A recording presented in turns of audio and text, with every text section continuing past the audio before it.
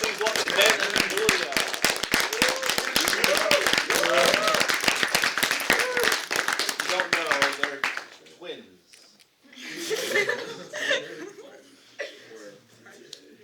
Alright, so we chose to make our Zenith project about cars because there's a huge car community at this school. And the first thing we decided to make was a hype video. So, here you guys go.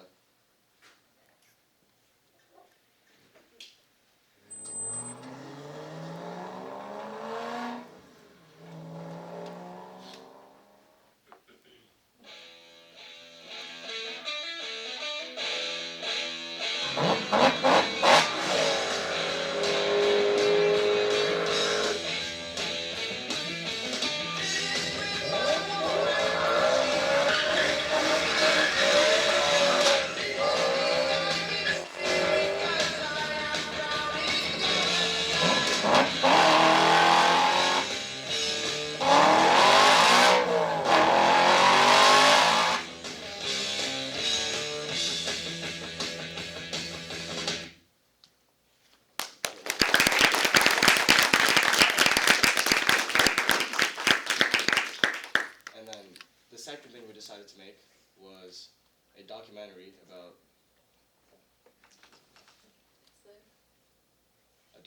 about our friend's RX-7 and his journey to build it. So,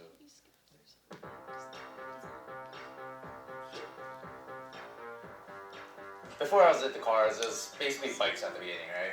So, middle of COVID, I've always been riding mountain bikes, repairing bikes, and during COVID, there was a lot of bike shops are backed up, so I decided to start offering my bike repair service as a house call thing. So that's where I first learned how to repair and how to fix things. When I was in Japan, I saw this RX-7 specialty shop where they only sold RX-7s, like just generation and ones newer. And I just fell in love with the look of this. And from that moment, I was like, look, I want an FC RX-7. The looks are just an iconic 80s styling with kind of coupe, really aerodynamic shape. Exactly, kind of a little boxy. And then the engine, it's a rotary engine, so they only come in RX-7s. They're not a normal piston engine. They can rev higher, they just drive so much differently than a normal piston engine. And that's kind of what I love about this car. It's just unique, you don't see every day, and and I love the white. First thing I did was I redid the interior.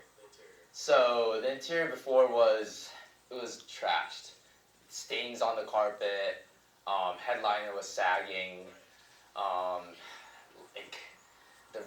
the carpet was in shambles. So I took all the carpet out, put a new one in, door panels, replaced that, headliner, reupholstered it, and that was basically the first thing I tackled, the interior, making it nice. Hardest part of, this car, kind of repairing it? I think it was the paint, really. Because originally it was red, before now you'd see it's white. Before it was red, so I had to strip the whole car of its parts, every single door seal, door panel, bumpers, taillights, moldings, everything. That all had to come off, and I also had to sand the whole car down, do bodywork myself, and that itself took 30 hours to make, just hard work. And after I got it painted, I had to put everything back together again. So it was just that whole process that I had to go through. I think that was the toughest in terms of time. I think that just seeing it all come together, right? Especially because it took me a year or two to finally get it to this position where it is right now. So just doing something from coils, suspension, brakes, the paint was a major change. Wheels, tires, interior, just tweaking it little by little to make it what it is now. And just that, knowing that I did it all myself is just the most gratifying part. And just the knowing that I earned all my money, I paid for every single part on this car is just something that's really important to me.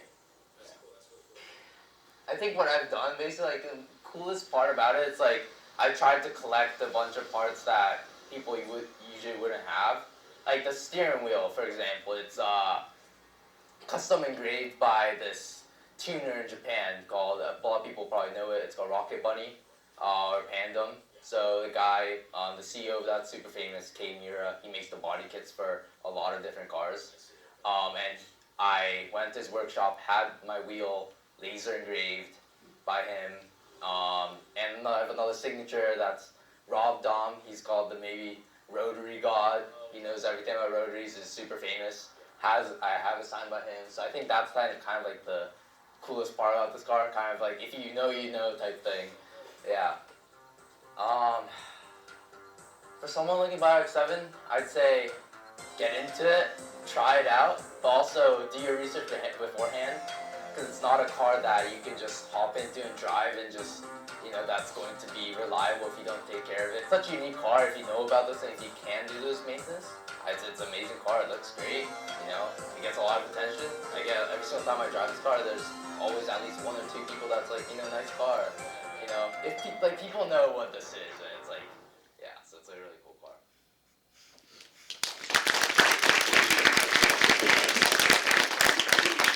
And then the last thing that we made was an advertisement for BMWs.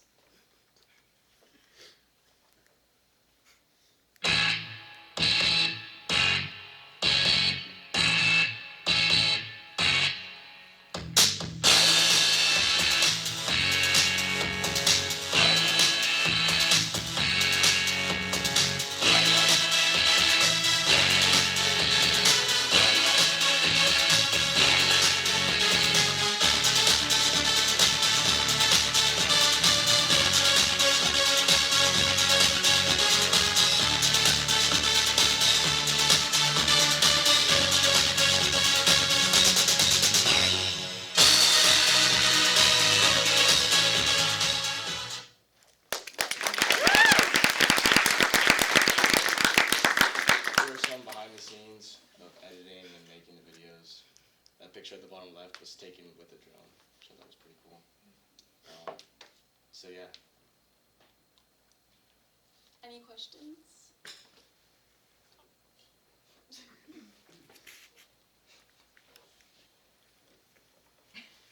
Saz? Which of the 3 videos was your favorite to work on?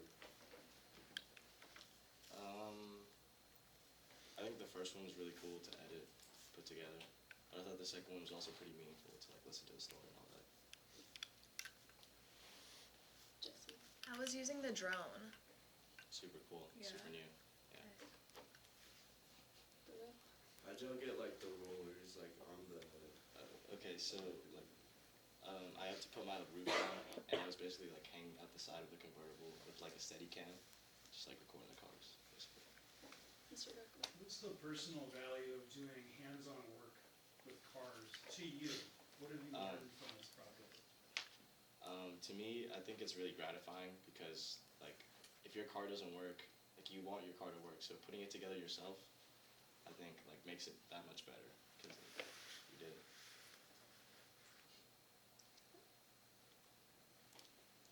Okay. Oh, you. Did you guys do like even work on each video, or did you kind of like split? It was I- like I think that like we like had like a project that we preferred to work